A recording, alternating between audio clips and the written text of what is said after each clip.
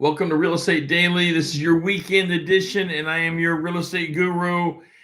Well, on the weekend edition, we always have a little extra fun. I hope you got a cup of coffee with you, as I do this morning, sipping on my my Black Rifle Coffee Company coffee this morning and enjoying it for sure. Put in the chat room, what are you sipping on to get yourself rolling this morning? Today, our topic is appearances. And the question is, do appearances matter? Thank you so much for those who send this topic out to me. It's a great topic. I get asked throughout the year, usually kind of on a side note as for this. So it's time to do a show on appearances. And do appearances actually matter? Well, let me give you an easy answer, and then we're going to dive into the details much deeper today. And that is, yes, appearances matter. I'm sorry to tell this to you, but appearances do matter. People when they first meet you are shallow. I'm not trying to insult anybody, but we all make assumptions of who you are when we first see you. Do we have biases as people? Of course you do. We all have biases, and we work to overcome them. I hope you work to overcome your biases, as all of us need to work to overcome our biases in life. But this is why appearances do matter, but they may not matter the way you think or in the long run. So let's get into some of the details about, do appearances actually matter? By the way, welcome to the show. Take a moment and hit that like button, hit the subscribe button, which will open up all of the member only opportunity videos and trainings for you.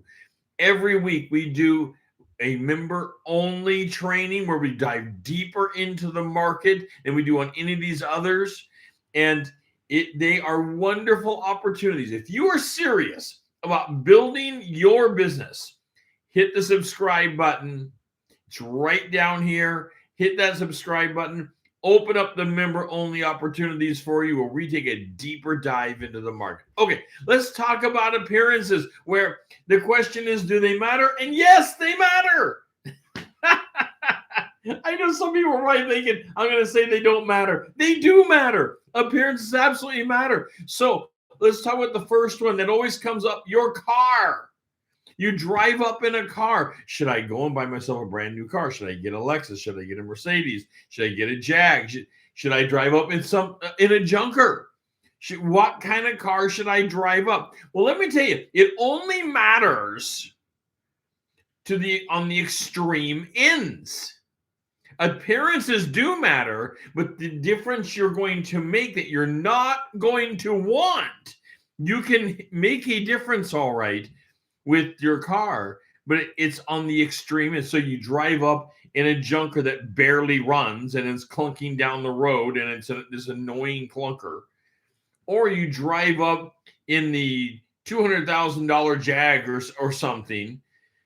These extreme ends, people are going to notice, and they're not overall going to appreciate. They're going to wonder why. Why are you driving up in the $200,000 Jag? Why are you driving up in a clunker that barely can be legal on the street? That's when it matters. It doesn't matter as far as who you are in the middle of it. But on the extreme ends, this will not serve you well. There's people out there actually saying, get a better car and you will get better business. Tell you, I have not found that to be true. I've been Realtor of the Year. I'm incoming president of a large association. I have not found it to be true. I've done the business for lots of years. I'm a real estate attorney. I've had my law practice. I have not found that in any of my professional careers, to be true. And that goes back to when I actually could drive and I had eyesight to drive. So before you say it's because I can't see, it spans, and I certainly ride in plenty of cars, obviously, still to this day. Whether it's other transportations of Ubers and cabs, or usually my wife and I that are out in our own Honda Civic. When we pull up, what you want is a car that is clean, that is somewhere in that huge average on the in-between. Your car might be a $70,000 car. That's not hugely expensive nowadays, amazingly. Or it might be a $7,000 car. And all of that happens to be fine, because you're going to be there and people won't take that much notice of it. It's not an impressive thing or a lack of impression. But if you pull up in something that you have to ask your client for a jump start to get it going again, that's going to be a problem.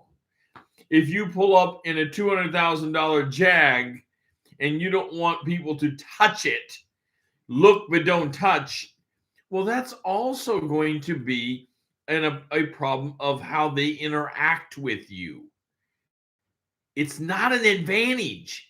Some think, oh, I'll get a better car. It's an advantage to me. I have not found it to be an advantage. Please put in the comment what you think about your car and what you see other people in.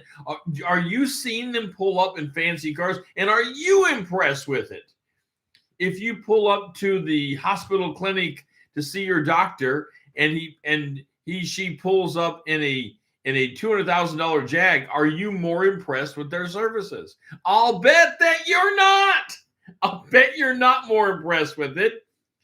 In fact, you might think just the opposite. Why don't they buy a more reasonable car and lower their service costs to you?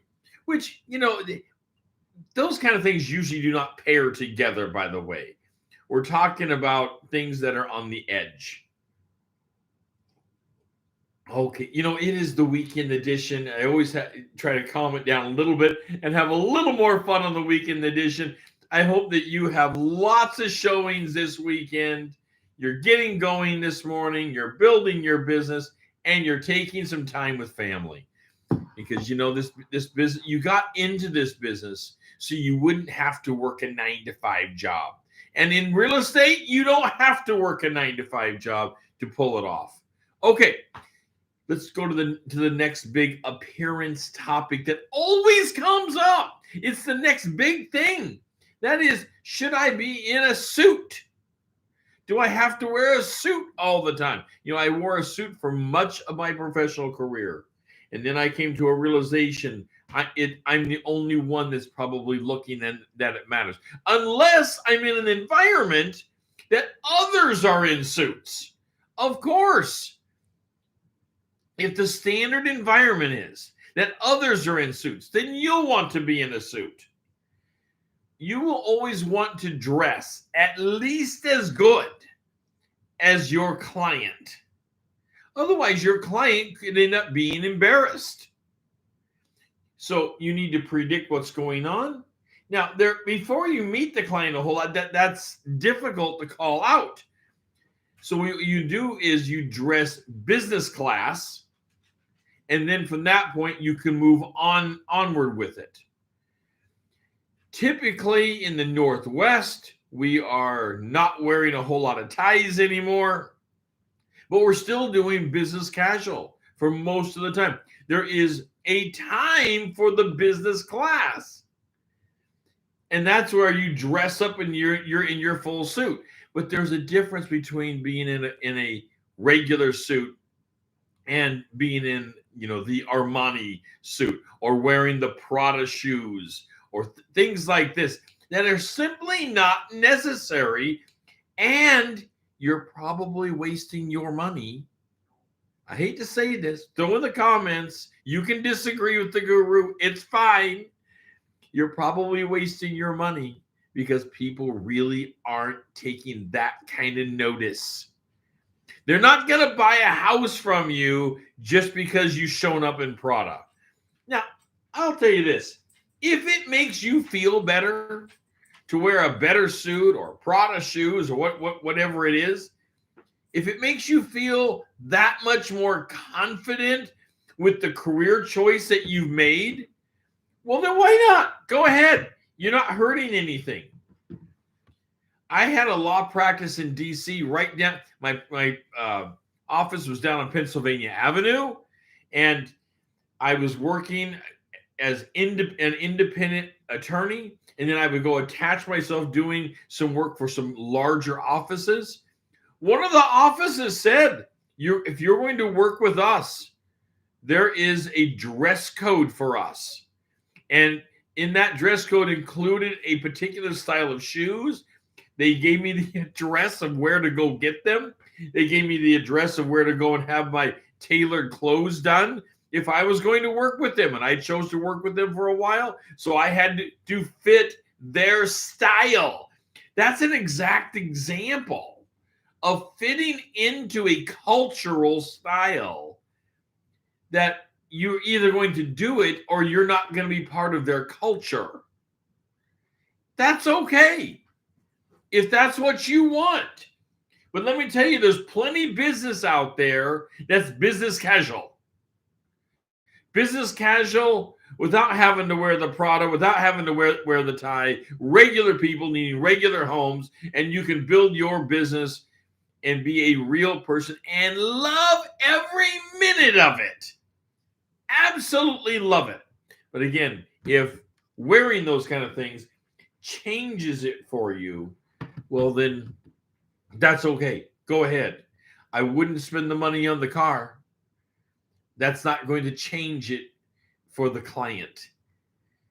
What you need to focus on things that are, if it's an appearance, how does it change it for the client? Okay, moving on. Excuse me.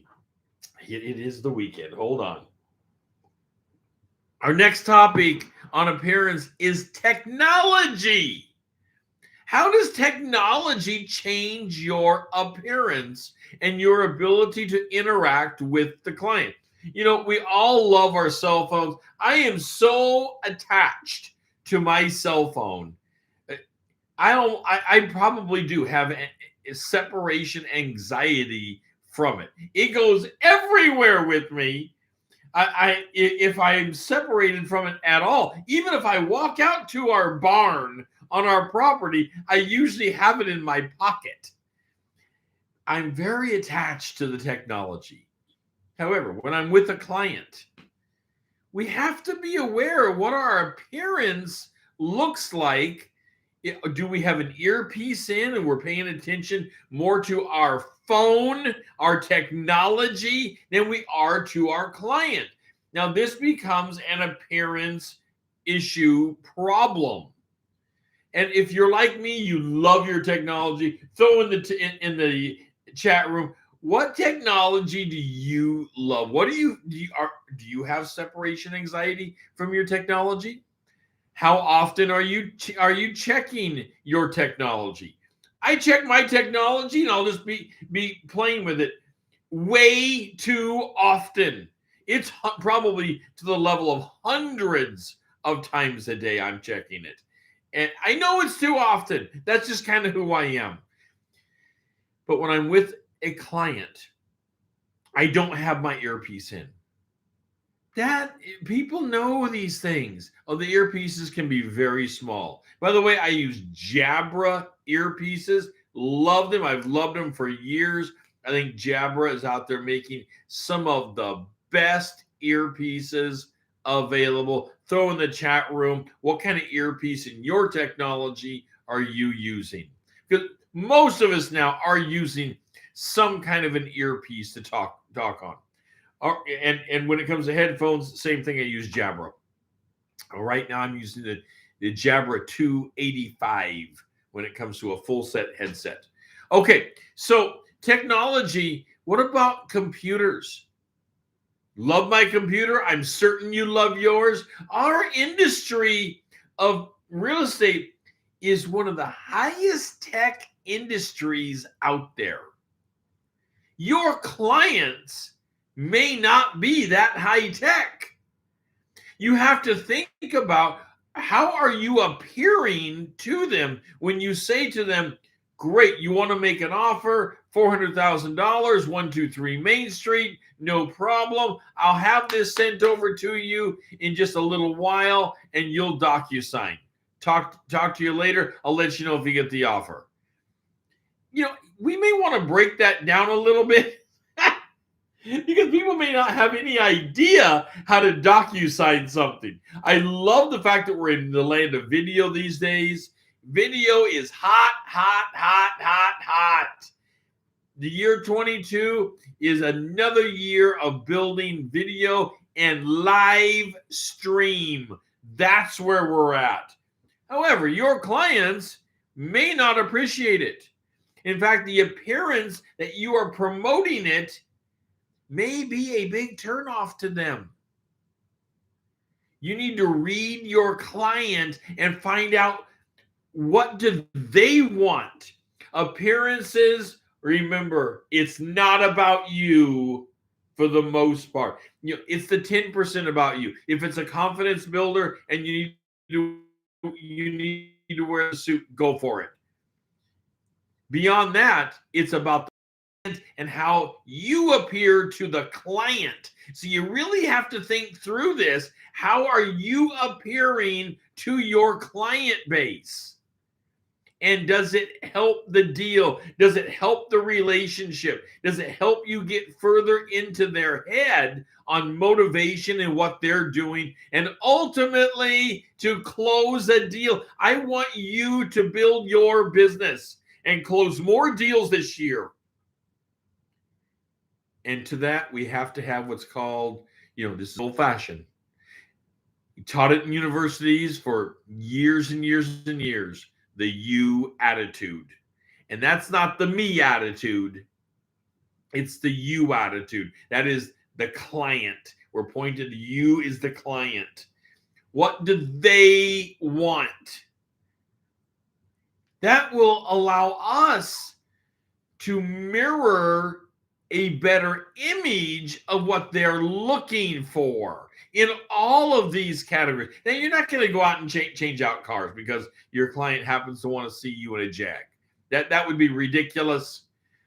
But as far as dress codes and technology and what you're doing with it, that can completely change up. And let's remember, all of these things play a role into how you are appearing in front of your client, and whether your client is going to close a deal with you, and whether your client's going to recommend you to their friends and family and associates for the next deal. And that's what you want, is to be recommended. Because I'll tell you, fishing all the time for a new client is not how you're going to build your business long term.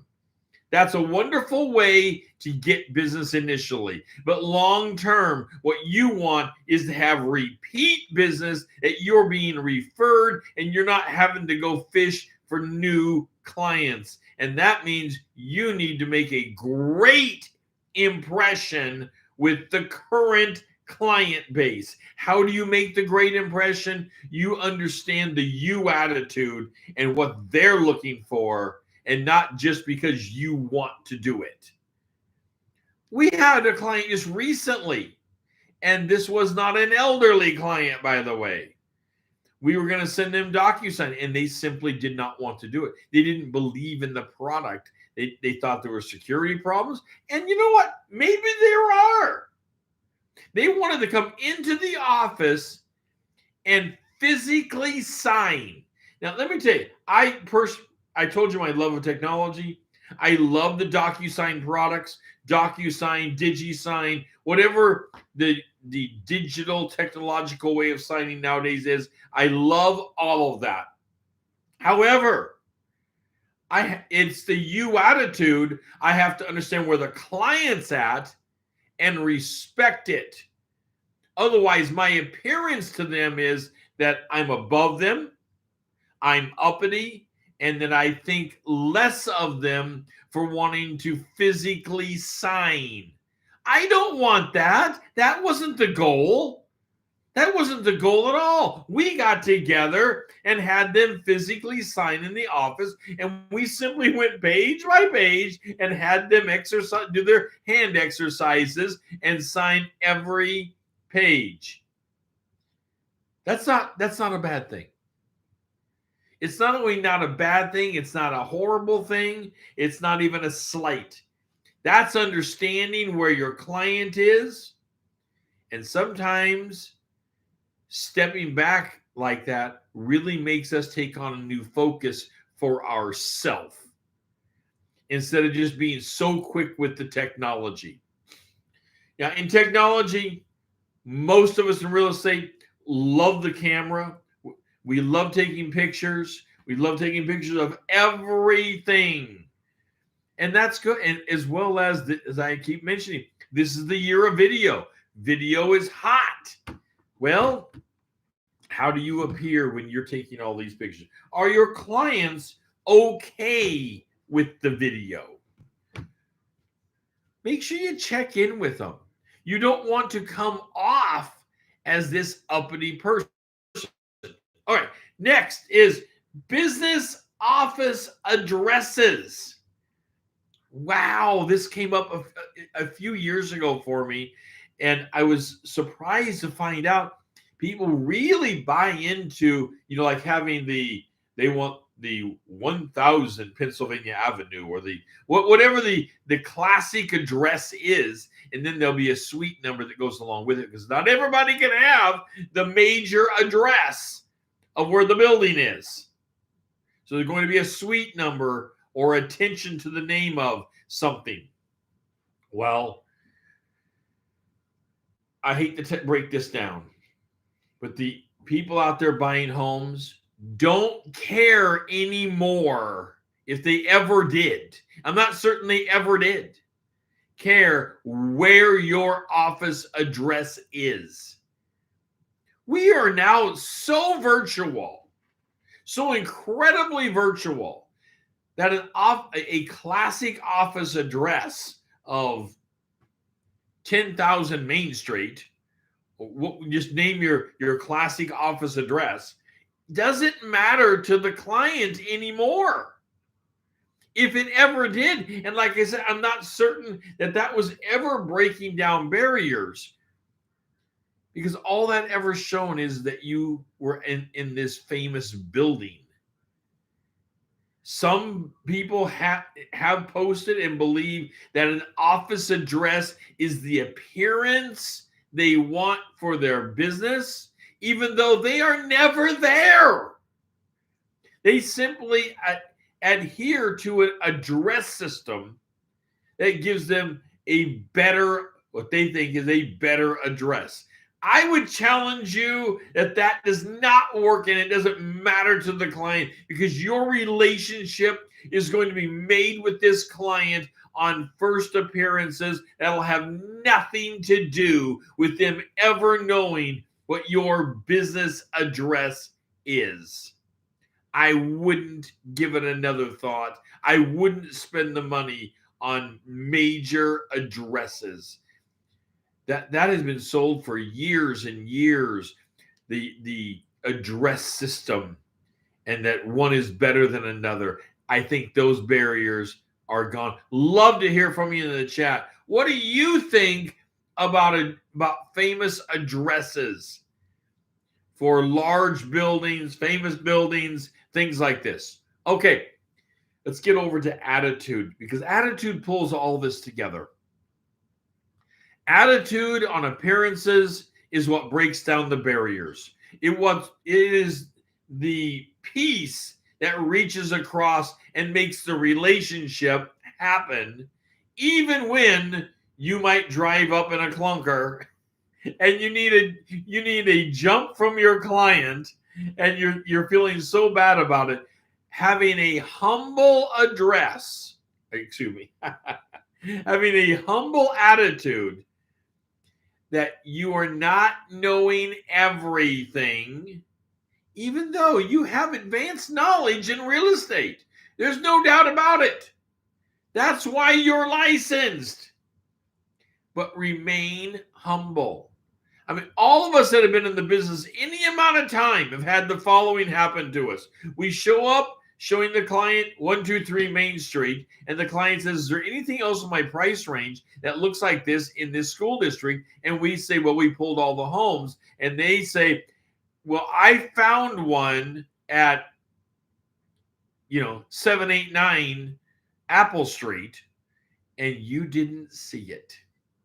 This is where remaining humble and humble appearances is really important to building your business, because nobody can know it all. No matter how techy you are, no matter how much you've studied, the market is changing all the time.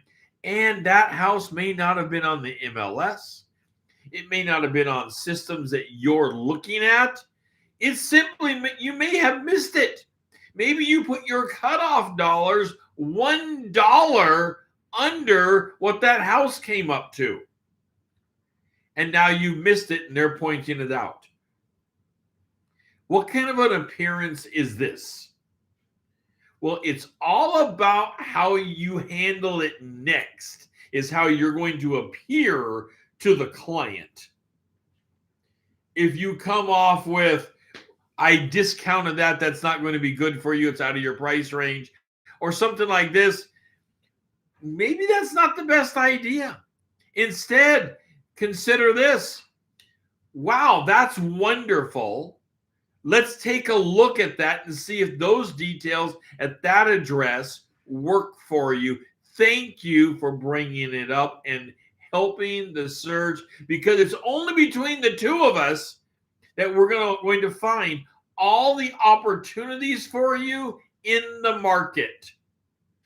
But that's a harder approach for a lot of us, because we like to feel like we are the one bringing the information to the client.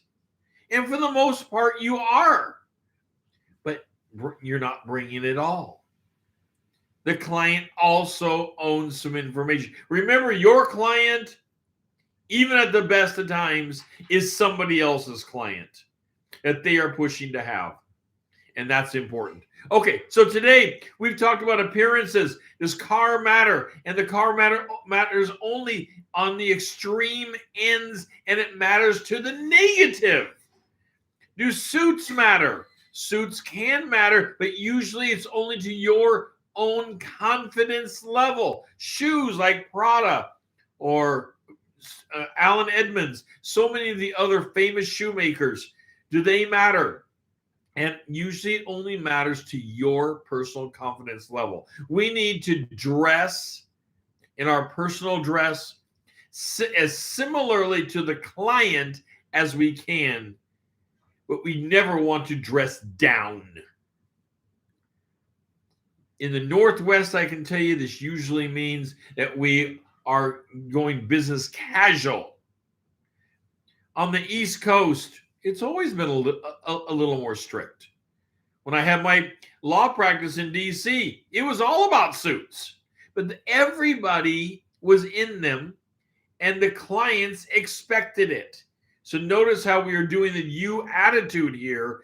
That what does the client want? What does the client expect of the professional? That's the incredible importance here. Do appearances matter? We started off with this statement. I'll end with the statement. Yes, appearances matter, but it matters how you are interacting. Let's build your business together. We have coaching programs to help you build a business bigger than you ever thought 22 could be. We have a Kickstarter program that will put you on top with clients in your pipeline. Let's build your business. Let's make 22 the best business year you could have ever thought it could be. All right, I am your real estate guru. This is Real Estate Daily Weekend Edition. We'll be talking soon. Take care, guys.